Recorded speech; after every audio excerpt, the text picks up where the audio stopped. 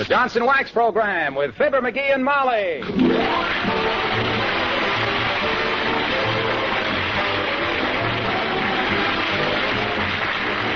The makers of Johnson's Wax products for home and industry present Fibber McGee and Molly with Bill Thompson, Gail Gordon, Arthur Q. Bryan, B. Benaderet, and me, Harlow Wilcox.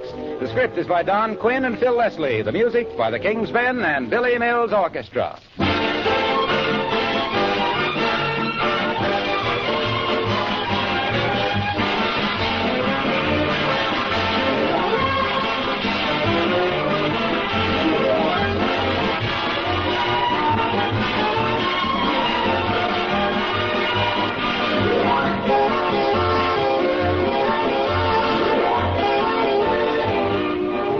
You know, there's one thing we all have in common in this country. We love to entertain. Whether it's a big reception or just a get-together with the folks next door, there's nothing we like better. Of course, if you're one of the millions of women who use genuine Johnson's Wax, when friends do drop in, you always have a home that's sparkling clean and bright and something to be proud of. For example, that softly shining look on your wax-polished floors gives an immediate impression of charm and good taste. Your furniture glows with a delightful luster. Everywhere you look, you see things transformed by the magic touch of this wonderful wax. Picture frames and leather articles that gleam richly, windowsills that aren't afraid of a sudden shower. And don't forget, there's less work attached to a house that's protected with Johnson's Wax. Just a light dusting maintains its shining beauty. Try it, won't you? Johnson's Wax, paste, liquid, or cream.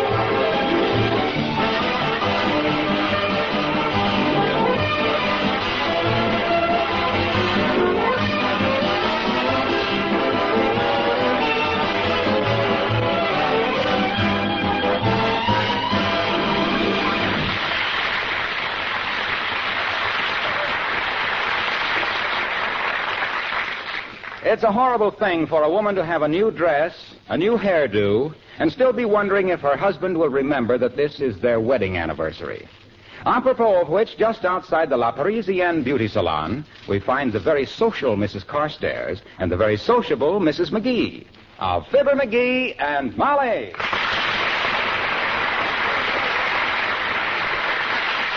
You really like my hair this way, Millicent? My dear, it's simply stunning. I haven't seen such a happy-looking wave since my niece got out of the Navy. Well, I hope McGee notices it. This is our wedding anniversary, you know. You mean he's forgotten it? Oh, I don't think he's forgotten it exactly. He just hasn't remembered it yet. I think I can bring it to his attention in my delicate way, if I have to beat him over the head with the calendar. Personally, I handle the matter somewhat differently. I always leave a note on Mr. Carstairs' shaving mirror wishing him a happy anniversary. That gives him all day to pretend he'd remembered it, too, and buy me something expensive to quiet his conscience. Does it always work, Millicent? Last year it worked 4 times. Well, McGee won't be... Oh, heavenly days. Yoo-hoo, Otis. Otis Cadwallader, yoo-hoo! Well, hello, Molly. Nice to see you. I'm sorry I haven't got time to talk, but I'm on my way to the airport. Well, happy landings, Otis. Thank you, Molly. Remember me to, what's his name, your husband. I will, Otis. He'll be very... goodbye. Good heavens, my dear. Wasn't that Governor Cadwallader? Yes, a very old friend of mine. If I hadn't married McGee, I probably would have married Otis. Ah, lucky me. Lucky? You mean you wouldn't want to be the governor's wife? No, it'd be too much etiquette for me, Millicent. I wouldn't know which knife to use on the filet mignon and which to use on the politicians. Well, I've got to be getting home now. Well, can I give you a lift, Mrs. McGee? It would save you a lot of time. The traffic is terrible these days. Yes, particularly with so many cars on the street.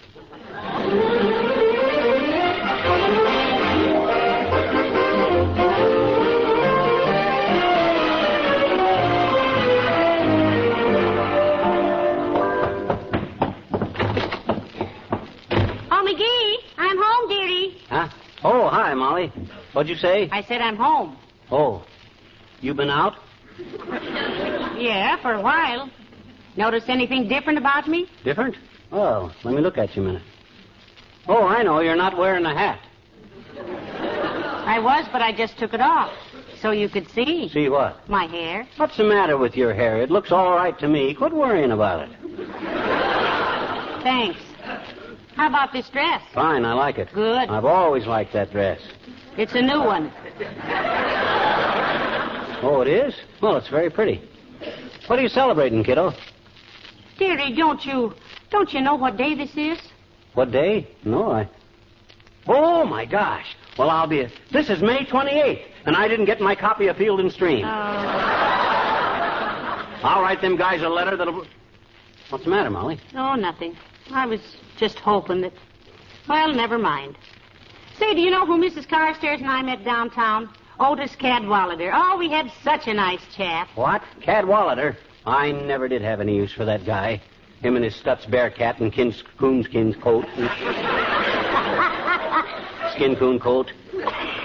Look, Molly, I never mentioned this before. Yes? But I once caught him cheating at croquet. He skipped the middle wicket. Well, I'm sure he didn't mean to, dearie. And you don't have to be jealous anymore. I'm glad I married you. That certain day in May. I'm glad you did, too, Tootsie. You wouldn't have been half as happy with... Come in. Hello there, kids. Well, my goodness. Hello there, old-timer. Hi, old-timer. What's on your mind? I was just passing by, Johnny, and I thought I'd... Hey, you're looking mighty pretty there, daughter. New hairdo, eh? And a new dress. Yes. You like it? Like it? It's prettier than a guinea hen sitting on a haystack in a full moon. Well, thank you, I think. What was it you said you wanted, old-timer? Hey? Oh, I was just passing by, Johnny, and I thought I'd tell you I seen an old friend of yours downtown. Oldie Cadwallader. What do you mean, friend of mine? That slab-sided, money-hungry, boat-grabbing wolf in wolf's clothing? That guy's so two-faced he could dance cheek to cheek in a broom closet. I wouldn't say that, McGee. I think Otis has always been a very nice man. The kind who remembers birthdays and wedding anniversaries and things. Well, I've known Odie for many a year, kids, and he's come a long way, too. Must be worth $1 million. Oh, at least. He may have it, but he ain't worth it. No. No use to feel that way about it, Johnny. Just because you young fellers started out together and one of you is rich and one of you is you. Why, of course not. Money isn't everything. No, sir. Believe me, Johnny, you wouldn't want to do what Odie has done to get all that dough. You could have had $1 million, too, if you'd want to make that filthy money the way Odie made it. Gee, really? How did he make it, old-timer? He worked for it. Well, so long.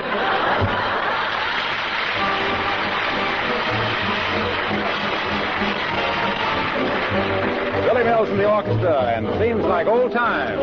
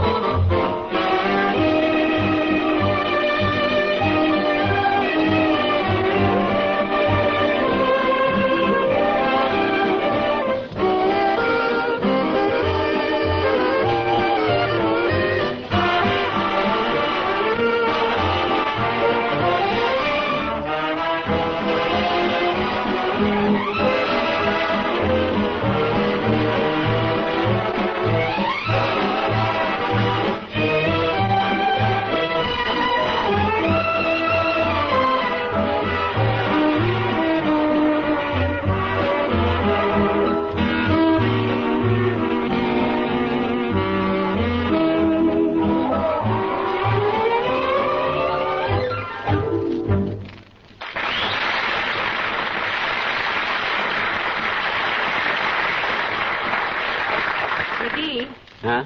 Look, do you think it's true that if a couple have been married a long time like we have, that if one of them thinks very hard about something, the other one usually knows what she's thinking? Absolutely. I've always believed that there. Why? Well, concentrate. Hmm? I'm thinking of something. What significance, if any, has the 28th of May to you and me? 28th of May, what's it? Oh, my gosh, the 28th of May. Is that today? Indeed it is, dearie. This is the day I get my gray pants back from the cleaners. Hot dog. Imagine you remembering that. That's marvelous, Thank you. I thought for a minute you weren't going to... Oh, dear. Come in. Oh, hello, Dr. Gamble. Come right in. Thank you, Molly. Hi, Needlepoint. What are you wandering around town for? Get kicked off the staff at the hospital and none too soon? No, sack seat. I just got in a fresh shipment of arsenic, which naturally reminded me of you, so I thought I'd drop in and say hello. Well, it's nice to see you, Doctor. I can return the compliment doubled and redoubled, my dear. So a new hairdo is extremely becoming. It's a new dress, too, isn't it? Yes, it is, Doctor. I got it especially for today. This is a very special occasion for us, you know. It is? Oh, I'll say it is, boy. After 5 weeks, the dry cleaners are finally sending back my gray pants. From the pained expression on your wife's face, Lip Switch, I would say that you were walking down memory lane with one foot in the gutter.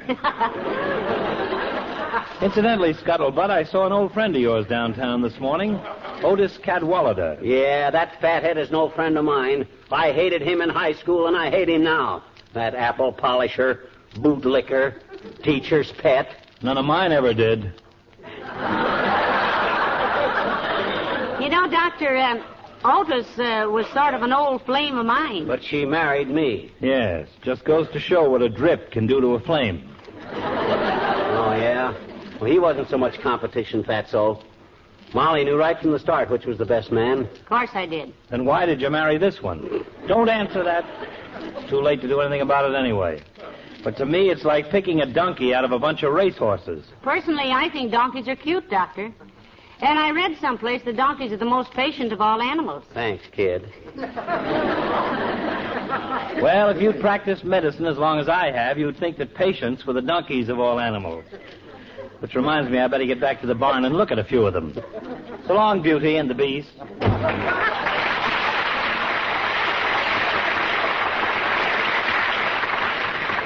Isn't he a sweet old character? He's old and he's a character. But if he's sweet, we got sand in the sugar bowl. Well, I think he's nice. McGee, would it bother you if I played the piano a little while? Not at all, kiddo. Not at all. Go right ahead. I love to hear you play the piano. All right.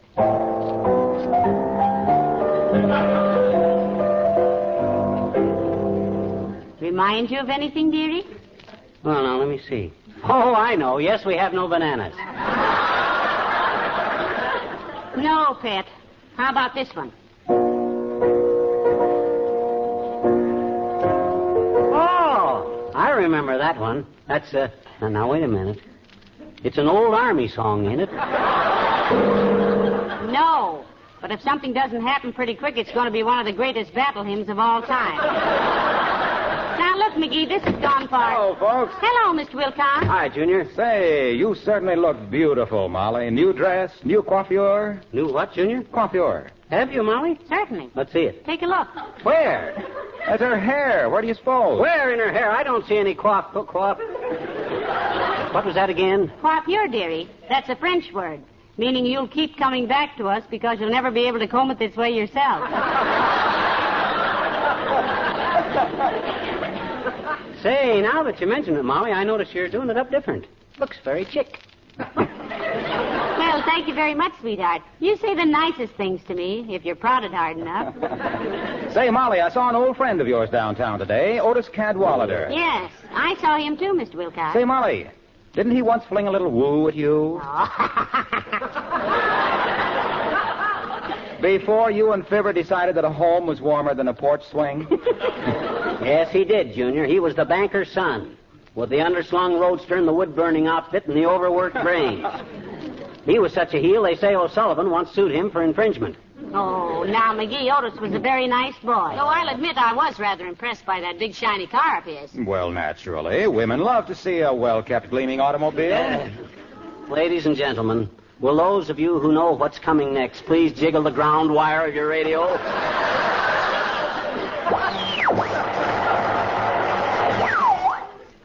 Thank you. Go ahead, Waxy. I just didn't want you to catch anybody flat-footed.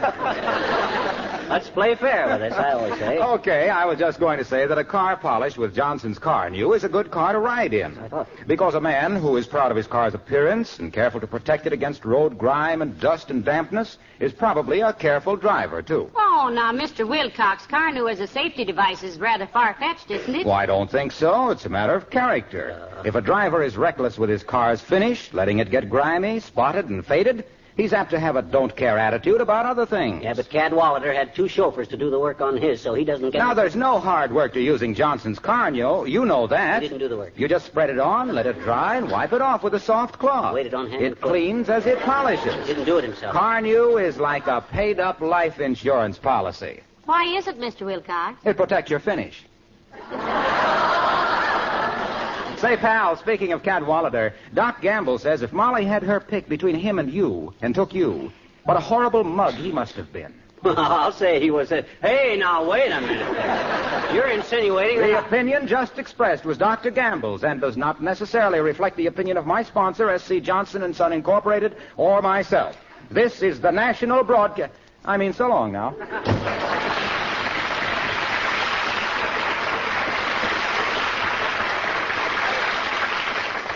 Oh, well, dearie, I suppose I might as well go upstairs and put my new dress away. Yeah, might be a good idea. Unless you think we might be going out somewhere tonight. Such as where? Oh, I don't know. Maybe to a restaurant or a nightclub or someplace. Nah, let's save that for some special occasion. Like maybe our anniversary or something. Yeah. Mm-hmm. You know what day this is, don't you? Sure, Tuesday. Hey, when my gray pants come, let me know, will you, Molly? Yes, dearie. Now you just relax and don't get excited about anything. Okay. A-hinting we will go, a-hinting we will go, da-da-da-da-da-da-da-da, a-hinting we will go. A-hinting we will go. Funny how that brogue of hers hangs on. I remember one time... Come in. Hi, mister. Oh, hi there, Teeny. Say, I haven't seen you for a long time. Where have you been the past few weeks? Cut for time. Oh. Well, it's nice to have you back, sis. I was afraid... Hey, what you got on your finger there? Hmm? Oh, this is a cigar band, mister. Willie Toops put it on my finger. We're engaged. You are, eh? Hmm? I says you are, eh? Are what? You're engaged to Willie Toops. Gee, how'd you know, mister? Did Winchell carry it? Doggone it, you just told me yourself. And it was supposed to be a secret. Gee, will Willie ever be sore if it gets around? No, don't worry, sis. I'll clam up. But aren't you and Willie a trifle damp behind the ears to be considering marriage? Why, mister, I think that when a woman chooses her life partner, it is best that she know him as well as possible. That's what I mean. I believe that with faith and understanding in one another, married people can surmount any obstacles which life may present. Surmount any what, sis? Obstacles? I think you mean obstacles. Okay. Anyway, I have studied Willie's character, and I think he is the type which he will never leave the refrigerator door open. And he will always bring me flowers and candy, which I like chocolate caramels the best. And I bet you, if we get married, he will never, never forget our wedding anniversary either, I bet you. Now, I hope he doesn't, sis. If there's anything a man can do that'll put him in the doghouse quicker than anything else, it's forgetting his own wedding anniversary. I'll say. When's yours, mister? When's my what? Wedding anniversary? Oh, not until way long about in... Ooh. Oh, my gosh. May the 28th. So that's what... Ooh. Hey, mister, what you doing? What you banging your head against the wall for? Go away, sis, go away. And tell Willie to get your wedding tattooed on his thumb, your wedding day. Oh, if I ain't a dope. Oh.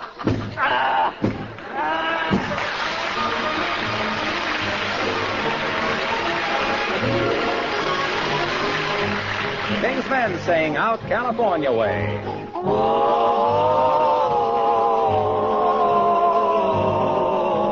a mind to go where I'm always going to stay.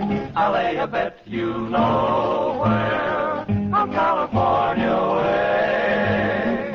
I'm going to wear my Levi's and lay around all day. My life I'm going to revise on California way. Got a rope and a saddle that I've learned how to straddle like a old cowhand. I can walk pigeon-toed, I got a sob in my yodel for that sunny wonderland. I'm feeling mighty dreamy. I know I'm going to stray, and then you're going to see me on California way. Got a 10-gallon Stetson, a guitar, took a lesson, got a cowboy vest. Now I sing mighty wistful, got a pearl-handled pistol and a craving for the West. The sun'll soon caress me. Oh, yippee-oh-ki-yay. So, ho, partner, just address me out California way. Out California way. Out California way. Out California way.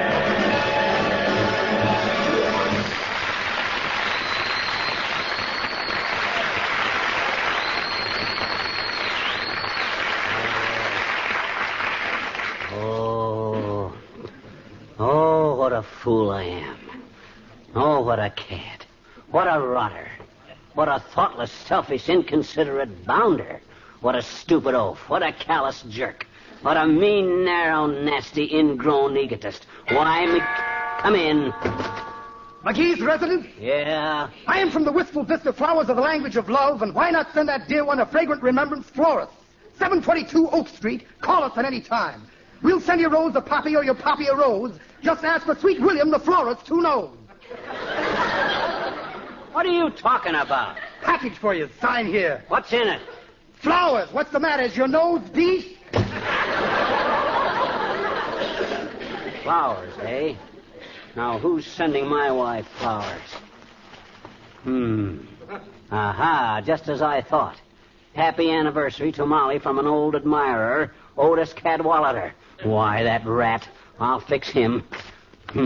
Where's my font pen? Now then. Dear Molly, many happy returns of the day. Your loving husband, Fibber. I'm a dirty, underhanded thief, but anything's fair in love. Hey, Molly. Oh, Molly. Yes, McGee? Package just came for you. Package for me? Yeah. What on earth is that from? I wasn't expecting it. What is this? Flowers. Looks like it, kiddo. Heavenly days. I wonder who... Oh, dear. Oh, what magnificent roses. Look, McGee, aren't they beautiful? Who sent them? Read the card. I'll bet I know. Dear Molly, many happy returns of... Oh, McGee, you shouldn't have done it. Oh, you darling. You did remember our anniversary. You were fooling me all the time. My gosh, you don't think May 28th is that unimportant to me, do you, baby? I'll admit it was kind of a cruel joke, but look.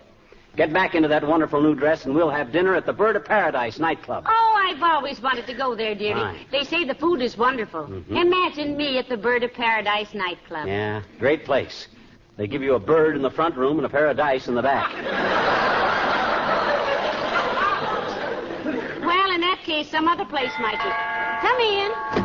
Oh, Mayor Latrivia. Good day, Your Honor. Good day, Molly. Hello, McGee. Hi, Latriv. Congratulate us, boy. This is our wedding anniversary. Well, I most certainly do congratulate you. When I get home, I shall drink a toast to a lucky man and a courageous woman. Thank you, Mr. Mayor. What do you mean, courageous woman? And just what is that? Excuse me. I don't want to detain you as you must want to go out and celebrate. Right. But I wanted to know if I could borrow a couple of eggs, Molly. Why, certainly, Your Honor. And if you're going to a political meeting, I also have some very ripe tomatoes. I intend to use these eggs not for throwing, but for cooking, Mrs. McGee. What? You a cook, Latriv? Yes, occasionally. I like to get up in the morning and make a batch of pancakes. Isn't that wonderful? I don't cook many things, but I often make batter cakes. You make what? Batter cakes. Not than my wife, you don't make better cakes. I didn't say anything about your wife, McGee. I merely said that I often make batter cakes. If they're not better than mine, whose are they better than? They're not better than anybody's. I was only trying Well, if they're not better than anybody's, what are you bragging about? I am not bragging. Good heavens, there are any number of prepared mixtures Prepared by whom? Well, by whatever company that puts it out, naturally. You mean when you have company, they got to make their own batter cakes? By George Latrivia, if you're hospitality... I didn't say I made my company make their own hospitals. My own batter cakes makes... Look, I don't own it. Now, don't get excited, Mr. Mayor. Heavenly days, if you want to sit around and ask your guests to cook their own breakfast, I'm sure it's... I tell you, I don't sit around on my own guests. I mean, when I start bruising a greedle, greasing a grundle, a gurgrattle, when I make batter cooker-bakes, cakes, you would have wasn't it enough?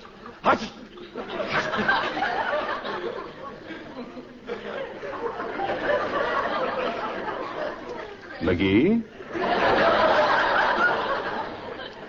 Yes?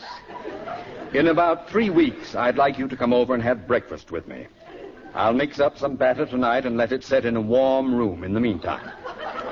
What? For 3 weeks? Why, it'd spoil, Mr. Mayor. What are you trying to do, poison me? What do you mean, trying? I'll guarantee it. Good day.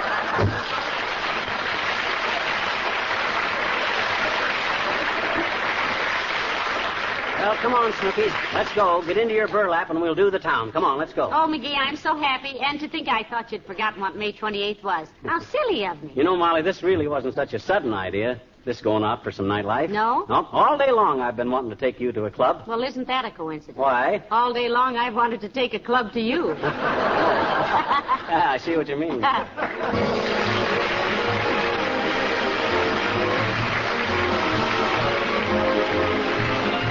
What's the most difficult part of your home to keep clean? Isn't it your kitchen floor? Every time you have it looking nice, somebody tracks it up or you spill something or the children bring in mud. But if you know the secret, it's really quite easy to have a kitchen floor that's clean and shining all the time. Just get some Johnson's Glow Coat, and in no time at all, you'll have a kitchen floor that fairly sparkles. There's no rubbing or buffing with Glow Coat. Just spread it around on the linoleum and let it dry. That's all there is to it. All you do is come back in 20 minutes to find your floor polished and gleaming, never streaked or uneven. Next time someone tracks in mud or you spill something, just wipe the floor with a damp cloth and it'll shine like new again. And apart from this handsome wax-polished beauty, you'll know, too, that your attractive linoleum is wax-protected by that tough film of Glow Coat so that it will retain its bright colors and pattern and newness far longer. Try it, won't you? Be sure to ask for Johnson's Self-Polishing Glow Coat. Oh, my, that was a wonderful evening, dearie. Yeah, but Molly... Yes? Look, I never had any secrets from you, and I hate to be deceitful on our anniversary. I got a confession to make. Why, whatever is it, dearie? About them flowers you got. I changed the card on them on account I forgot to send any. They were really from Cadwallader. Well, don't worry about it, dearie. I have a little confession to make, too.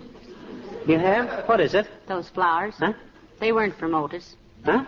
I sent them to myself and put his name on them. You did? Well, good night. Good night, all. This is Harlow Wilcox speaking for the makers of Johnson's Wax Products for Home and Industry, inviting you to be with us again next Tuesday night. Good night. This is NBC, the National Broadcasting Company.